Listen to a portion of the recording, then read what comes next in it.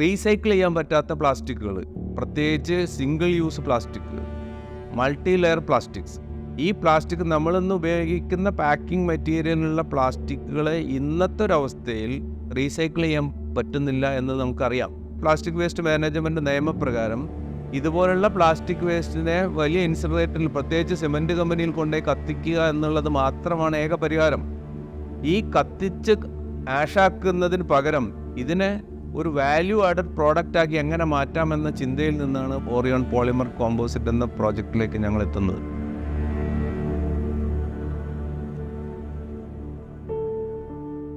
ഞാൻ government arts and science കോളേജിൽ chemistry degree കഴിഞ്ഞിട്ടുള്ള ഒരാളാണ്. ഞാൻ കോഴിക്കോട് വലിയങ്ങാടിയിൽ പണിയെടുക്കുന്നതോടൊപ്പം തന്നെ എൻ്റെ മാമനും എൻ്റെ ജ്യേഷ്ഠനും ഒക്കെ ഓട്ടോ ഇലക്ട്രീഷ്യന്മാരായിരുന്നു.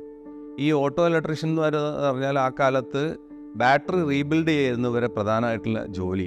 ഒരു ദിവസം ഞാൻ ഈ ബാറ്ററി പ്ലേറ്റ് ക്ലീൻ ആക്കിക്കൊണ്ടിരിക്കുന്ന സമയത്ത് എൻ്റെ മനസ്സിൽ ഉദിച്ച ഒരു ആശയമാണ്, ഒരു പ്രത്യേക സാഹചര്യത്തിൽ ഓറിയോൺ ബാറ്ററി എന്ന സ്ഥാപനത്തിലേക്ക് വരികയും കേരളത്തിൻ്റെ ബാറ്ററി വിപണിയിൽ ഒന്നാം സ്ഥാനത്തെത്താൻ പറ്റുന്ന ഒരവസ്ഥയിലാണ് ഇപ്പോൾ ഓറിയോൺ ബാറ്ററി നിൽക്കുന്നത്.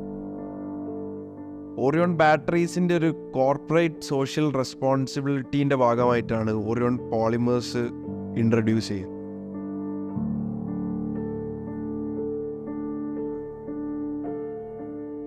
Without even prior cleaning, we shred and mix it evenly with our Orion compound and upcycle it into a polymer composite.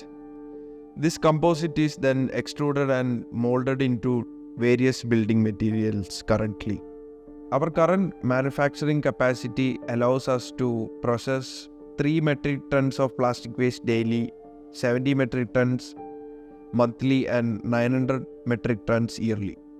We also manage all the air pollutions through a wet scrubber, and we make sure that zero harmful air is being released from our factory. Non-recyclable plastic നമ്മൾ upcycle ചെയ്യുന്ന ഭാഗമായിട്ട് will be eligible for carbon credits. So by 2024 we would like to achieve carbon neutrality.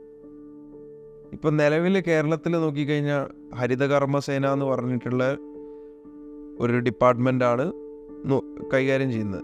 As a part of social responsibility, woman എംപവർമെൻറ്റും local കമ്മ്യൂണിറ്റീസിൻ്റെ ഡെവലപ്മെൻറ്റും എത്രത്തോളം important ആണെന്ന് നമ്മൾ മനസ്സിലാക്കിയും ഇതിൻ്റെ ഒരു എക്സ്പാൻഷനിൽ നമുക്ക് വർക്ക് ഔട്ട് ചെയ്യാൻ പറ്റുന്ന രീതിയിലുള്ള ബിസിനസ് പ്ലാൻസും കാര്യങ്ങളും നമ്മൾ ആലോചിച്ചുകൊണ്ടിരിക്കുന്നുണ്ട്.